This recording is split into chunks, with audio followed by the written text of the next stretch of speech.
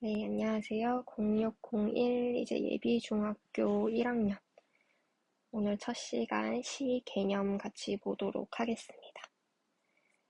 자, 그래서 그 전에 이제 우리가 중학교로 올라가면서 달라지는 용어들이 좀 있습니다. 그래서 거기다 보면은 초등학교 때는 우리가 좀 쉬운 말로 한글로 이렇게 풀어서 봤었지만 중학교로 올라가면서 한자어로 많이 바뀌게 됩니다.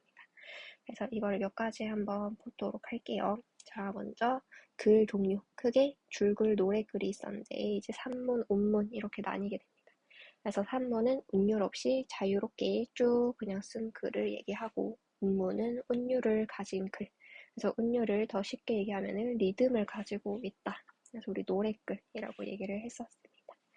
자, 그 다음에 이제 문장의 종류가 여기 보면은 크게 5가지로 나와 있습니다. 명령하는 명령문. 이제 의문을 가지고 물음표를 붙이는 의문문. 그리고 우리 함께 이런 거 할래? 라고 묻는 이 청유형. 뭐뭐 하자 라고 얘기하는 거. 청유. 그 다음에 평서문은 그냥 평범하게 설명하는 식으로 끝맺는 문장. 그리고 감탄문은 이런 느낌들을 표현하는 문장. 이렇게 있습니다. 자, 그 다음에 나자, 음운. 이거는 말의 뜻을 구별해주는 소리의 단위이다. 그래서 우리 예시로 옆에 하나 적어볼까요? 물이랑 불이 있습니다. 이거는 이제 흐르는 물이고, 요거는 이제 불타는 이 불이죠. 여기에서는 이 글자가 미음이랑 비읍이랑 이 자음 하나만 바뀌었을 뿐인데 지금 의미가 전혀 달라졌죠. 그래서 요런 미음과 비읍, 이런 낱말들, 낱자들 이 친구들을 이제 음운이라고 우리가 불러줄 겁니다. 자, 그 다음에 소리 마디. 이거는 이제 음절이라고 얘기를 할 거예요. 발음할 때 한 번에 낼 수 있는 소리의 단위. 그래서 우리 음절, 이게 문제에서도 굉장히 많이 나오는 단어이기 때문에 꼭 알아줍시다. 매번 친구들이 음절이 뭐예요? 꼭 묻습니다. 자, 음절은 이렇게 우리가 소리 마디, 가 있다고 칩시다. 그럼 이거를 우리가 한 번에 쭉 다 얘기를 할 수 없죠. 그런데 그래서 우리가 소, 리, 마, 디 그래서 한 번의 발음을 소까지만 할 수 있죠. 그래서 이런 식으로 끊는 것을 음절이라고 하고 여기에는 그러면 지금 총 4개의 음절이 있는 거죠. 그래서 이런 거를 사음절이다라고 얘기를 하게 됩니다. 자, 그 다음에 단어는 의미를 지니면서 홀로 쓸 수 있는 가장 작은 말의 단위 가 되고요. 그 다음에 기본형. 이 서술어의 어간에 다가 붙은 말. 그러니까 가장 기본적으로 얘기를 하는 겁니다. 만약에 작은 이거를 가장 기본적으로 다를 붙이면은 작다 이렇게 이런 것을 기본형이라고 합니다. 그 다음에 의성어. 이거는 소리를 흉내낸 말, 그 의태어 모양을 흉내낸 말. 그래서 의성어는 뭐 파도가 철썩철썩 친다 이런 말들. 그리고 의태어 이거는 눈이 송이송이 내린다 이런 식으로 모양을 흉내낸 말. 그리고 이제 이어주는 말은 접속어 이렇게 이어주는 역할. 그리고 지시하는 말은 지시어 이렇게 얘기를 하게 될 겁니다. 자, 그럼 이제 시 개념을 한번 같이 보도록 할게요. 시의 개념. 작가가 마음속에 떠오르는 생각이나 느낌을 운율이 있는 언어로 압축해서 표현을 한 글. 그러니까 리듬감이 있는 언어로 압축을 했다. 그래서 우리가 시가 함축적인 의미를 가지고 있다. 이렇게 얘기하죠. 그래서 이게 그 주제가 겉으로 드러나지는 않는다. 이 안에 압축이 되어 있다라는 의미입니다. 그 다음에 시의 구성 요소 총 3가지가 있죠. 아까 봤던 리듬, 운율, 그리고 심상. 이 이미지는 우리가 시를 이제 읽을 때 글로 이제 쭉 읽게 되죠. 그런데 우리의 머릿속에서 이거를 읽고 뭔가 그림이 그려지더라라는 겁니다. 그래서 이 마음속에 느껴지는 구체적인 모습, 느낌, 그것을 특히 시각, 청각, 촉각, 미각, 후각 이 5가지 오감을 통해서 이 이미지가 우리 마음속에 떠오르게 된다라는 건 뒤에서 또 한 번 더 보겠습니다. 그 다음에 시에서 주제 꼭 들어가야겠죠. 시를 통해서 전달하고자 하는 중심 생각이 반드시 필요합니다. 자, 그 다음에 시의 종류를 먼저 첫 번째, 형식에 따라서 나눌 수 있습니다. 첫 번째로 정형식, 형식이 정해졌어요. 규칙적인 형식에 맞추었습니다. 그래서 우리 조선시대 때 이렇게 쓴 시조들, 요런 형태 많이 봤죠? 이렇게 딱 직사각형 모양으로 되어 있죠. 이런 애들은 딱 요 3줄 그리고 글자 수가 다 세렸을 때 45자 이내로 되게끔 형식 자체가 아예 딱 세팅이 되어 있습니다. 그래서 이런 식으로 쓴 시를 보고 정형시라고 하고, 그다음 자유시. 이거는 일정한 규칙 없이 자유롭게 그냥 쭉 쓰고 싶은 대로 형식 틀에 갇혀 있지 않고 쓴 시를 얘기합니다. 그 다음에 산문시. 아까 운문하고 산문 이렇게 봤었죠. 그래서 연과 행의 구분 없이 그냥 쭉 산문처럼 쓴 거, 줄글처럼 쓴 시. 이것을 산문시라고 합니다. 자, 그 다음에 이제는 내용에 따라서도 나눌 수 있어요. 자, 먼저 첫 번째 서정시. 서정시가 또 가장 많이 나오고 또 중요합니다. 이 화자의 감정을 표현한 시를 서정시라고 합니다. 요 시도 한번 읽어볼까요? 생각하면 삶이란 나를 산산이 으깨는 일이다. 나를 희생하는 일이다. 눈 내려 세상이 미끄러운 이른 아침에 나 아닌 그 누가 다른 사람이 마음 놓고 걸어갈 길을 나는 만들 줄도 몰랐었네. 라고 이 연탄을 보고 이 화자인 나가 반성을 하고 있는 거예요. 우리 옛날에 이제 다 쓰고 난 연탄을 이제 부숴가지고 눈기 위에 뿌려놓으면은 좀 덜 미끄럽게 이렇게 할 수 있었는데 그 모습을 보고 아, 나는 저 연탄처럼 남을 위해서 희생한 적이 없었구나. 라고 이런 반성하는 화자의 감정을 드러내고 있다. 이렇게 보면 됩니다. 그 다음에 서사시. 서사는 펼서의 이야기 사자를 씁니다. 그래서 이야기를 쭈루루 펼쳐 쓰는 거예요. 그래서 주로 신의 업적, 영웅의 전기, 이런 이야기, 스토리가 있는 시를 서사시라고 합니다. 그 다음에 극시. 이거는 인물들의 대화 형식으로 쓴 시를 얘기합니다. 자, 그 다음에 시적 화자 보겠습니다. 화자, 우리 발화자 이렇게 얘기를 하죠. 그래서 시에서 이야기하는 사람을 얘기합니다. 자, 그럼 여기 한번 볼까요? 죽는 날까지 하늘을 우러러 부끄러움이 없기를 나는 괴로워했다. 라고 윤동주 시인이 일제강점기에 있었던 시인입니다. 그래서 내가 독립적으로, 굉장히 적극적으로 독립운동을 하지 못하는 거에 대해서 굉장히 좀 죄책감도 가지고 자기 반성도 많이 하는 그런 시인이셨어요. 그래서 지금 여기에서 이 괴로워하는 나는 여기에서 윤동주 시인과 동일한 거죠. 근데 여기 한번 볼까요? 자, 엄마야 누나야 강변 살자. 엄마야 누나야 강변 살자. 이렇게 말하고 있는 화자. 이 친구는 어떤 애일 것 같아요? 굉장히 뭔가 어린 아이일 것 같아요. 그러면 여기 적힌 분이 이제 시인입니다. 자, 그러면 이 시인이 과연 정말 이런 어린 아이일까라는 거죠. 아니다라는 말이죠. 그래서 이렇게 시인은 어린이가 아니지만 시적 화자로는 어린이로 또 내세울 수도 있다. 그렇게 하면은 자신의 생각이나 느낌을 더 효과적으로 드러낼 수 있기 때문이다. 그 다음에 시적 화자가 이렇게 나는 이런 식으로 직접 등장하기도 하고요. 이렇게 나는 누구는 그런 말 없이 등장하지 않는 경우 이렇게 또 두 가지로 나뉘게 됩니다. 자, 그 다음에 운율 볼게요. 시에 쓰인 말의 가락. 그래서 리듬과도 동일하다. 자, 여기 보면 두 가지로 나뉘어져 있죠. 바깥 외자, 안 내자 써서 이제 운율이 바깥으로 드러나는 규칙성이 뚜렷하게 드러나는. 그래서 여기 보면은 아리랑 아라리요. 아리랑 고개를 넘어간다. 한 박자, 두 박자, 세 박자. 한 박자, 두 박자, 세 박자. 우리가 눈에 보기에 딱 규칙성이 드러나죠. 그런데 내재율, 이거는 단어의 반복이나 운율이 뭔가 은은하게 느껴지는데 이렇게 딱 눈에 보이게 규칙성이 드러나지는 않는 겁니다. 여기도 보면은 뭐 사랑 이런 단어가 반복되기도 하고 가난하고 외롭고 높고 이렇게 되지만 그것이 일정한 규칙을 가지고 계속 반복이 되지는 않는다. 그래서 여기 외형률이 아니면은 거의 내재율이다 이렇게 봐주면 됩니다.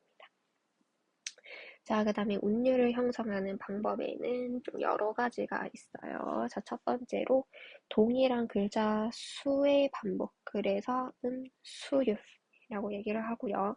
그리고 동일한 음보수, 음보가 뭐냐? 박자를 얘기합니다. 같은 말이에요. 그래서 박자가 동일하게 반복된다. 그러면은 음보율 이렇게 얘기를 합니다.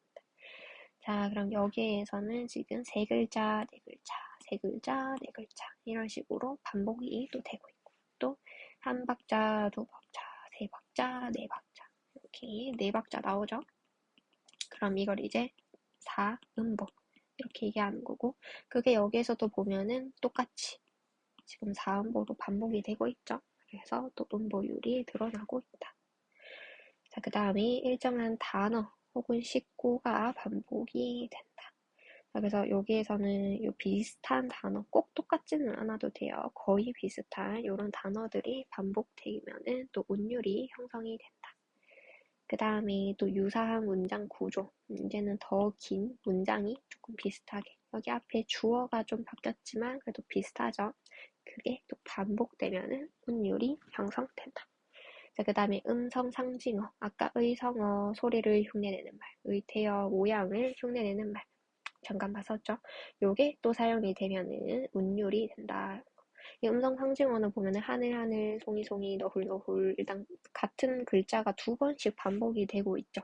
그래서 요것도 운율이 형성되고, 그리고 동일한 종결어미, 이것도 우리 시에서 굉장히 자주 나옵니다. 꽃이 피네 갈본 여름 없이 꽃이 피네, 이렇게 똑같은 애가 계속 나오니까 운율, 리듬감이 느껴지죠. 그래서 이것도 운율이 형성된다. 자, 그럼 이때까지 봤던 거에 다 공통점이 있죠. 다 뭐가 된다? 반복이 된다. 그래서 반복이 되면은 운율이 형성될 수 있다. 고 봐주면 되겠습니다. 자, 그 다음에 이제 또 뒤에 아주 중요한 것들이 많이 남았죠. 심상. 자, 시를 읽을 때 글을 쭉 읽는데 마음속에 이상하게 이런 이미지가 떠올라진다. 그래서 인간이 가지고 있는 5가지의 이 감각들, 그것을 활용한 표현입니다. 자, 금모래빛, 이건 우리가 눈으로 보죠. 시각, 접동새의 소리, 귀로 듣죠. 청각, 청각. 밥 짓는 냄새, 이거는 코로 맡죠. 후각. 그리고 간간하고 짭조름하다, 이 혀로 맛보는 거죠. 미각, 서늘한 옷자락, 이건 피부로 느끼는 거죠. 촉각. 이렇게 총 5가지가 있다. 기억을 반드시 해주고요. 그리고 이제 공감각적 심상. 얘도 어렵지만 중요한 친구입니다. 하나의 감각이 다른 감각으로 전이될 때 나타나는 심상을 얘기합니다. 자, 그럼 여기 한번 볼까요? 분소처럼 흩어지는 푸른 종소리.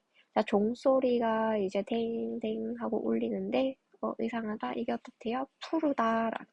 그럼 지금 소리가 푸르다라고 지금 소리를 시각화시킨 거. 그래서 이거를 청각의 시각화. 종소리가 푸르다. 이렇게 봐주면 되고요. 요 나비허리의 새파란 초생달이 실이다. 자, 그러면 새파란 게 실이다 라는 거죠. 지금 이 눈으로 본 새파란 게 또 피부로도 약간 느껴지는 거예요. 그래서 새파란 게 실이다.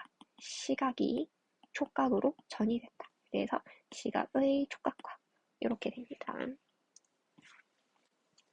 자, 그 다음에 비유. 자, 표현하고자 하는 대상을 다른 대상에 빗대어서 표현하는 방법. 자, 크게 종류가 3가지 있고요. 첫 번째, 직유법. 성질이 비슷한 거를 뭐뭐 같이, 뭐뭐처럼, 뭐뭐 듯이 이런 연결어로 표현을 하면은 직유법이 됩니다. 그래서 내 눈인 같이 생긴 꽃이요. 그래서 지금 내 눈이 꽃, 이 2가지 대상을 지금 빗대어서 표현하고 있는데 같이라는 연결어가 들어갔죠. 그러면은 직유법이 쓰였네. 이렇게 됩니다. 그 다음에 은유법. 자, 어떤 성질을 빗대어서 비유한 건지 알려주지 않고 A는 B이다. 이런 식으로 표현하는 거. 그래서 A는 B이다. 요거를 또 기억을 해주고요. 저기 한번 볼까요? 낙엽은 폴란드 망명 정부의 집회. 이렇게 보죠. 여기 뒤에 사실상 이다가 생략이 되어 있다고 볼 수 있죠. 그래서 낙엽은 집회이다. 낙엽이 집회 같다라고 해서 이렇게 빗대어서 표현을 한 거죠. 뭐뭐은 뭐뭐이다. 요 형식이 은유법. 그 다음에 의인법. 이거는 사람이 아닌 것을 마치 사람처럼 얘기를 하면은 의인법이다라고 합니다. 자, 그럼 여기에서 꾀꼬리. 꾀꼬리가 이 둘이서 막 날아가고 있어요. 근데 그 모습이 어떻대? 매우 서로 정다워 보인대요. 근데 새는 이제 사람처럼 이렇게 감정을 느끼지 않을 텐데, 이렇게 얘기를 하는 거죠. 그래서 여기에 의인법이 사용되었다라고 보는 겁니다. 자, 그 다음에 그래서 우리가 비유는 아까 구체적인 대상을 또 다른 구체적인 대상으로 나타낸 거예요. 아까 낙엽은 지폐이다라고 했었죠. 그래서 낙엽이 이렇게 이파리가 툭툭 떨어지는데 그 모습이 마치 지폐 같다 라고 해서 끌어온 겁니다. 그럼 지금 내 눈앞에 있는 대상은 낙엽이죠. 그래서 내가 원래 표현하고자 싶어 하는 그게 바로 원래 표현하고자 한다. 그래서 원관념. 그래서 여기 내 눈앞에는 낙엽만 있고 지폐는 없어요. 지폐는 내 머릿속에 있는 거죠. 그래서 아니, 낙엽을 더 잘 표현하고 싶어서 가져온 이 지폐가 바로 보조관념이 됩니다. 그래서 비유는 이렇게 아무튼 낙엽, 지폐 이렇게 딱 드러나는 대상이 두 가지 있었는데 상징은 좀 다릅니다. 일단 눈으로 볼 수 없는 정신적이고 추상적인 개념 이거를 말로 하려니까 이제 좀 뭔가 구체적인 애로 얘기를 해야 잘 이해를 할 수 있겠다 싶은 거죠. 그래서 추상적인 것을 구체적으로 나타낸 겁니다. 그래서 피, 생명 이런 것을 눈에 보이는 빨간색 그리고 죽음 이런 걸 검은색 또 우리 비둘기는 평화의 상징이다 이렇게 얘기를 하죠. 그래서 이게 뭐 전 인류 사회 보편적으로 나타나면은 원형적 또 특정한 사회 또 까마귀 같은 경우에는 한국이냐 일본이냐에 따라서 또 상징의 의미가 조금 달라지니까 이런 것들은 관습적 상징 그리고 개인적 상징 이거는 시인이 독창적으로 이렇게 의미를 부여한 상징을 얘기합니다. 그래서 님 이게 사랑하는 사람이 될 수도 있지만 이 시인은 조국 혹은 부처로도 이렇게 나타낸다라는 거. 자, 그럼 뒤에 이 네 문제만 한번 같이 보도록 하겠습니다. 자, 시의 특성에 대해서 설명이 옳지 않은 것.